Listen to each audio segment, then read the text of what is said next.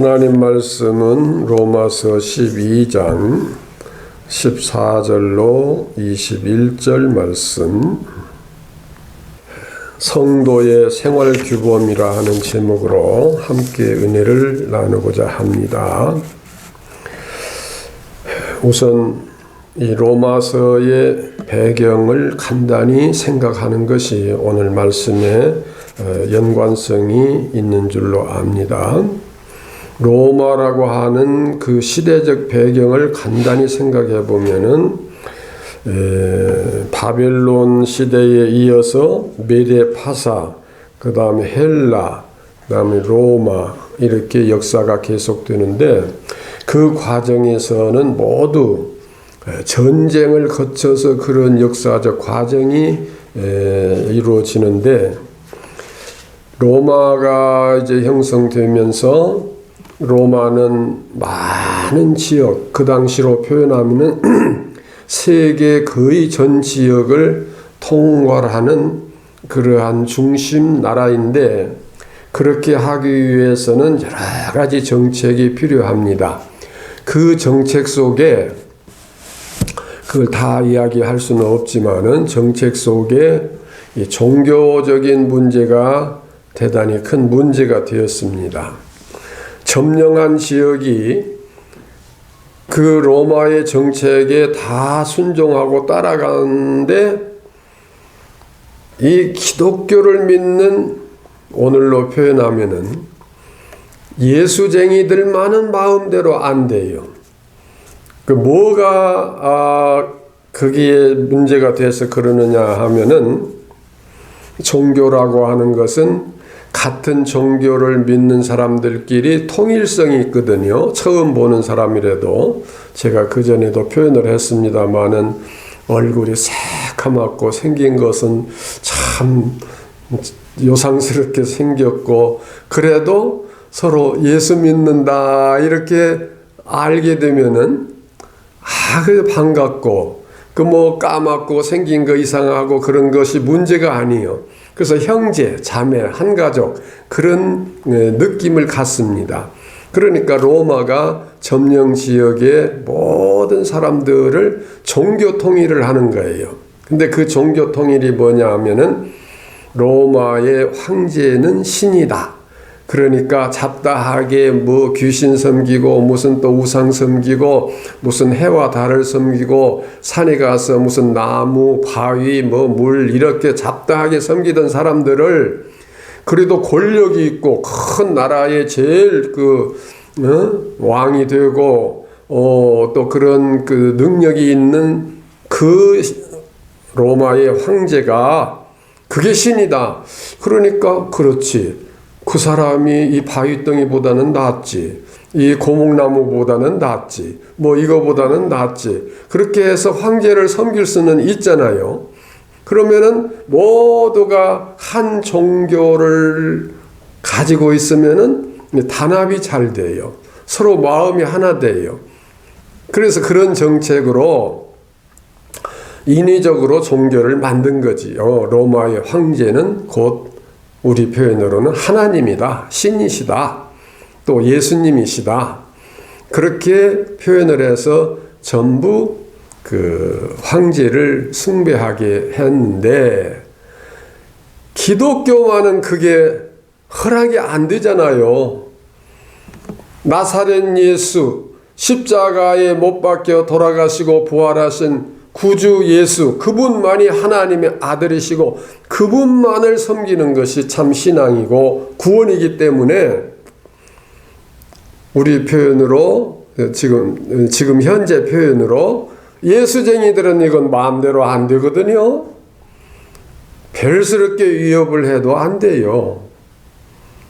그래서 시범적으로 예수 믿는 사람들은 잡아서 그 로마 경기장 있잖아요. 경기장에 넣어놓고 그 사자 맹수를 풀어놔서 그 맹수가 막 잡아먹게 만드는, 그러니까 잔인하게 처형하는 거지요.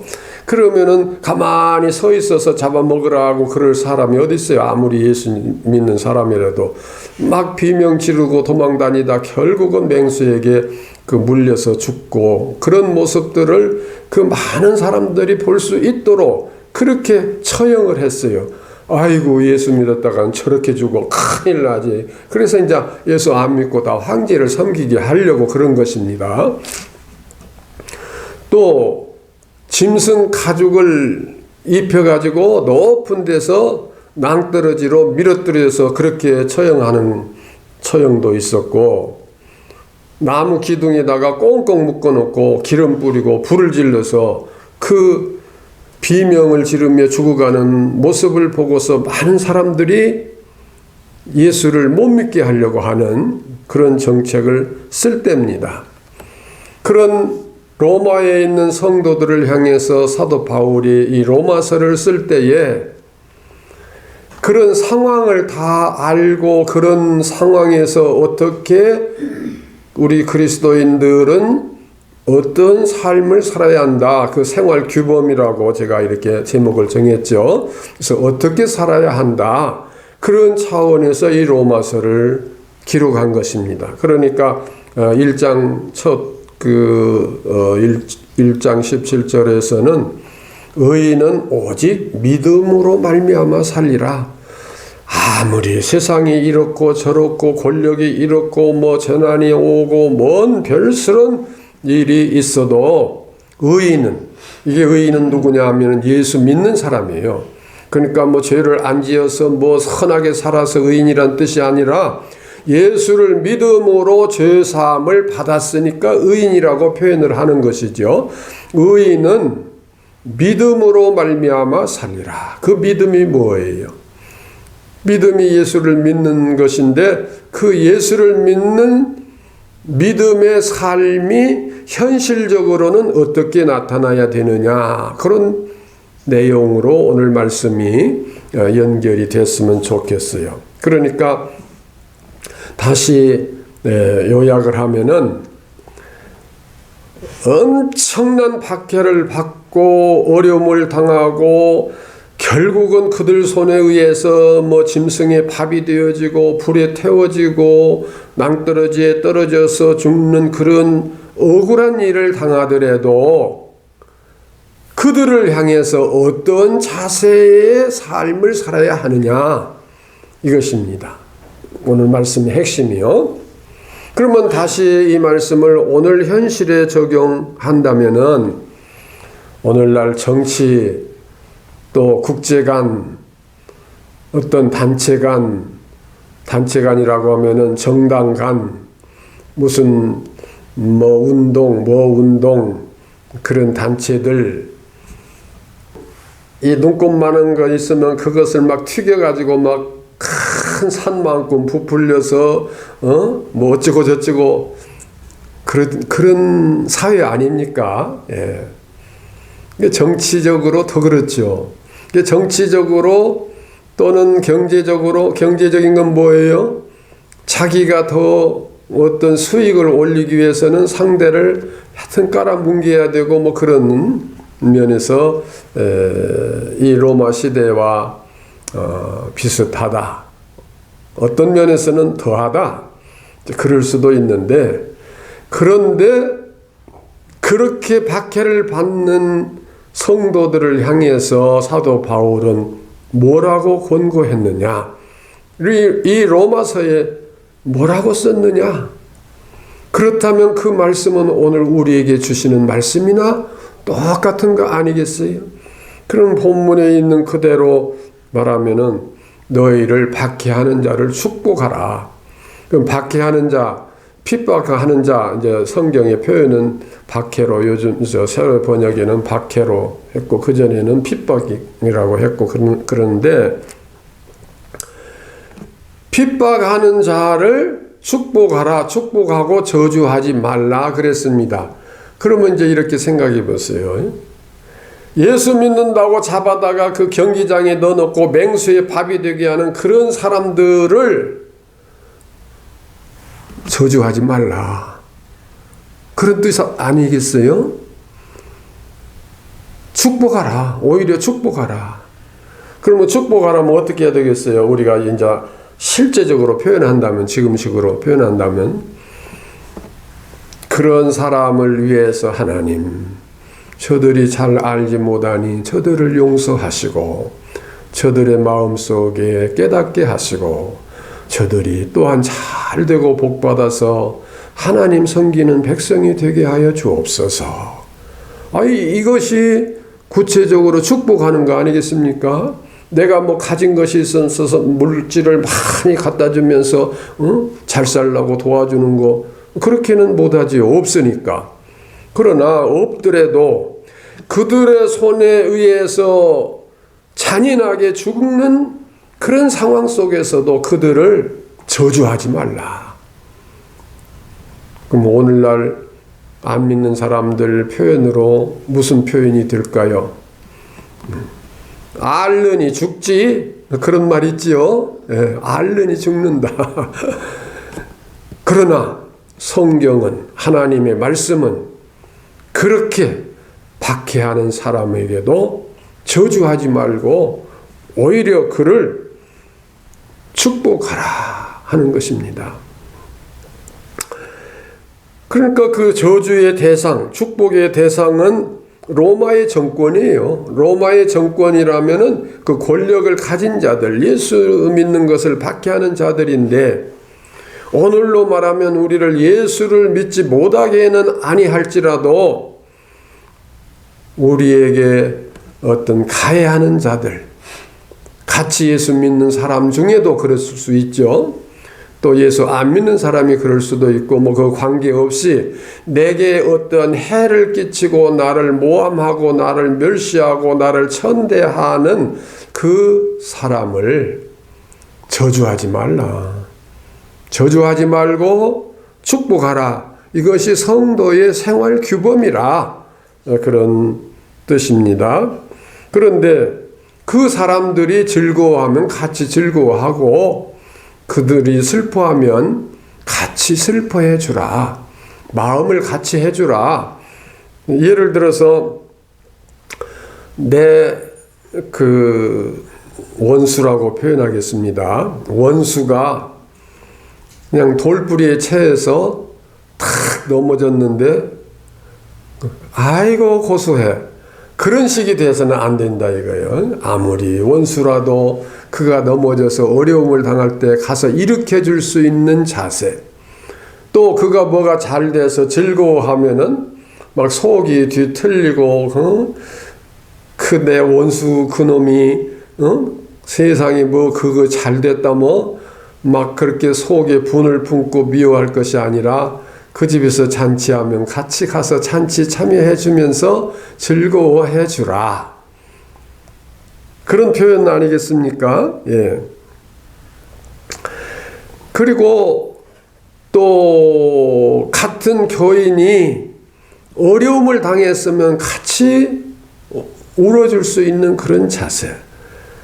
또 즐거움을 당하면 또 같이 즐거워해 줄 수 있는 자세. 그것은 물론 같은 편이고 같은 교인이니까 당연히 그렇게 할 수 있지만은 누구까지요? 원수까지도 그렇게 하라고 하는 말씀인 것입니다. 낮은 데 처하며 스스로 지혜 있는 체 하지 마라. 예. 이것은 자기 인격적 표현이죠. 예.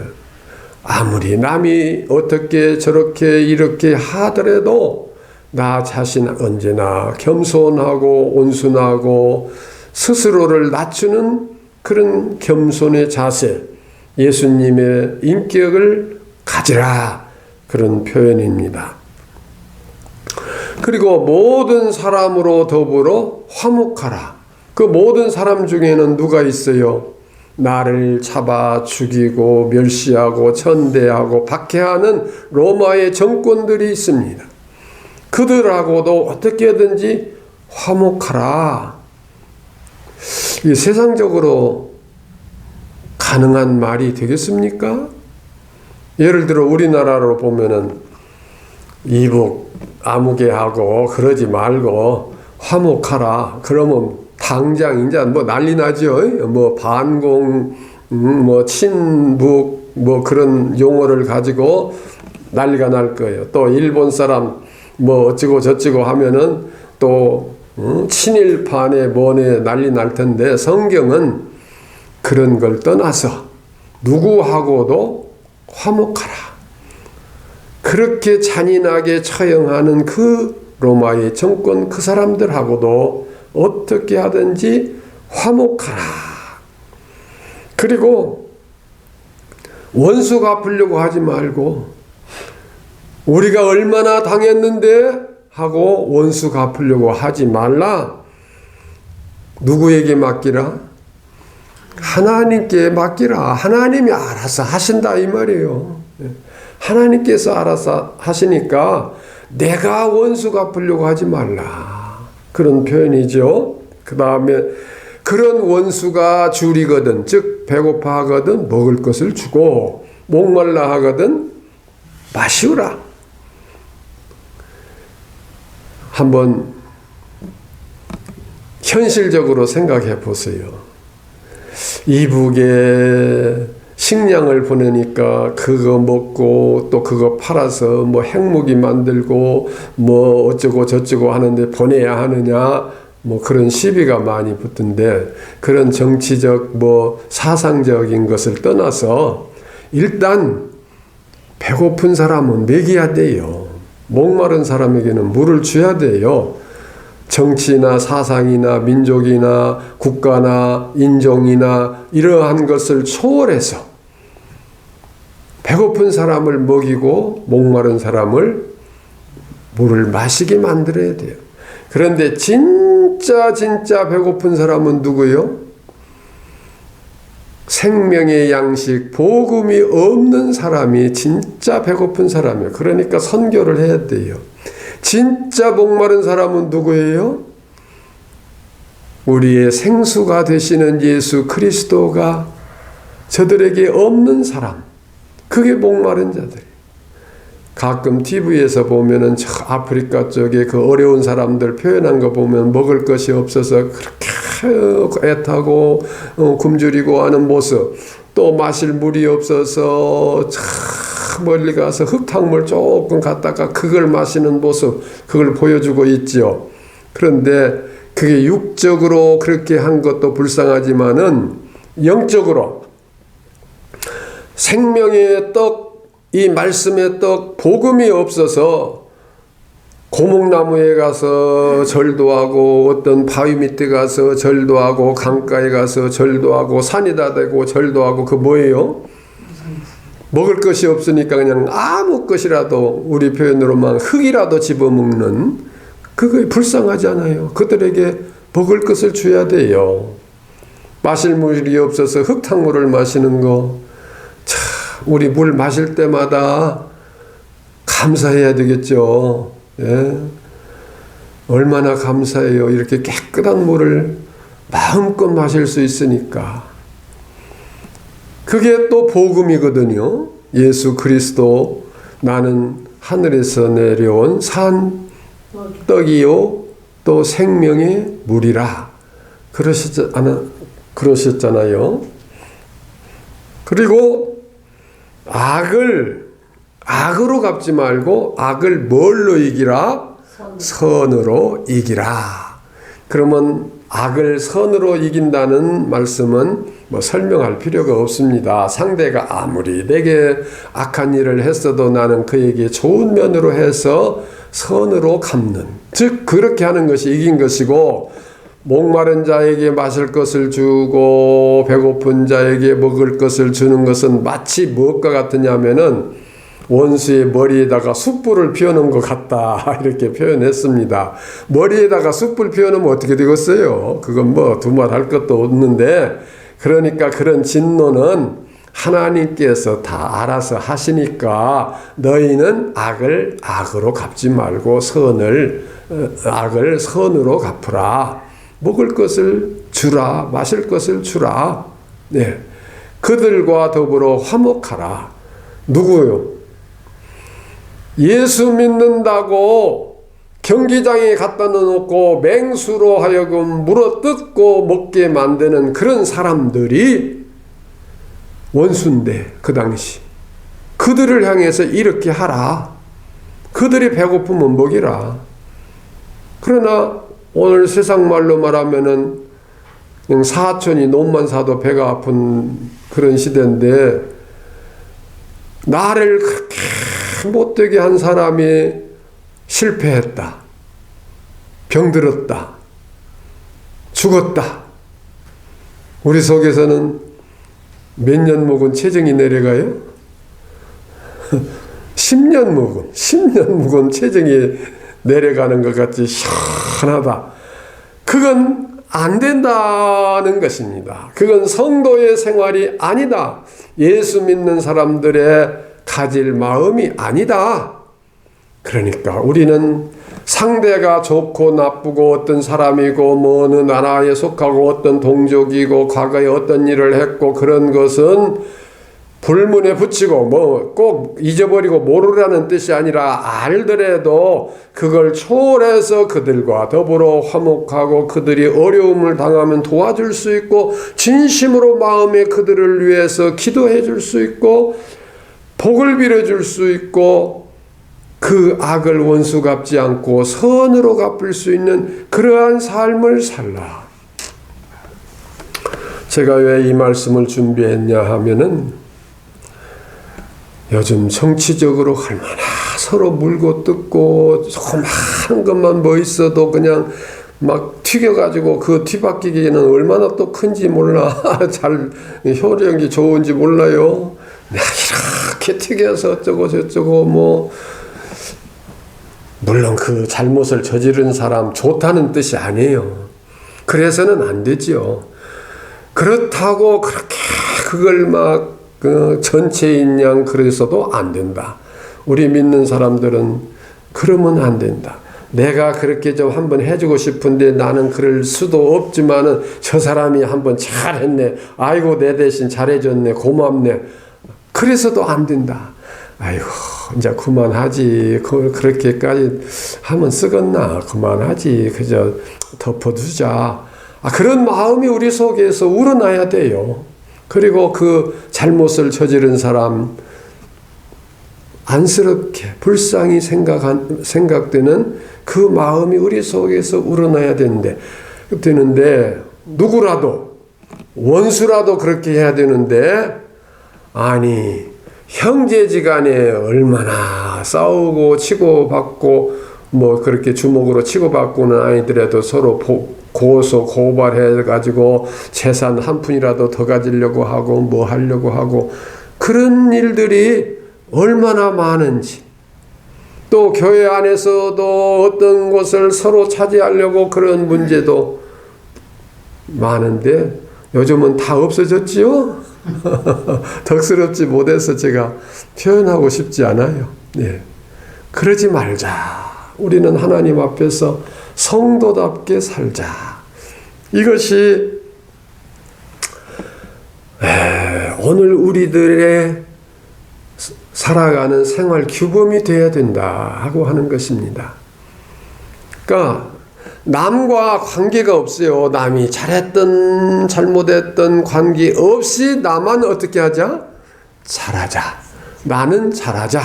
나는 최선을 다하자. 그런 의미인 것입니다. 가끔 그런 표현하지요. 아무렴 내가 괜히 그랬겠어. 지가 그렇게 했으니까 그렇지. 당신도 당해봐. 내 입장에 안 그러겠는가? 뭐 서로 그런 말 잘 합니다. 그러니까 정치를 해도 사업을 해도 사회생활을 해도 가정생활을 해도 무슨 생활을 해도 우리는 그런 자세를 갖지 말자. 그런데 결과는 로마가 어떻게 됐어요? 로마가 세계를 지배하는 큰 국가인데 결국은 기독교 복음이 로마를 정복해서 로마 정부가 기독교를 국교로 선포하고 로마가 점령하는 모든 지역을 다 예수 믿도록 그렇게 권력으로 복음을 전하는 결과가 왔습니다. 기독교 역사상 최고의 그 선교 그 효과가 나타난 시대가 바로 로마예요. 그런데 어떻게 해서 됐어요? 로마가 가장 그 악한 어떤 그 정권에 의해서 기독교를 박해를 했는데, 그러나 말씀대로 순종하고 그들을 축복하고 저주하지 않고 그들이 어려울 때 도와주고 그들을 위해서 기도하는 그러한 성도의 생활은 결국 로마를 정복했고 세계를 정복했다. 우리 표현에 지는 자가 뭐예요? 지는 자가 이긴다. 또 주는 자가 복 있다. 그랬습니다. 기도하십시다.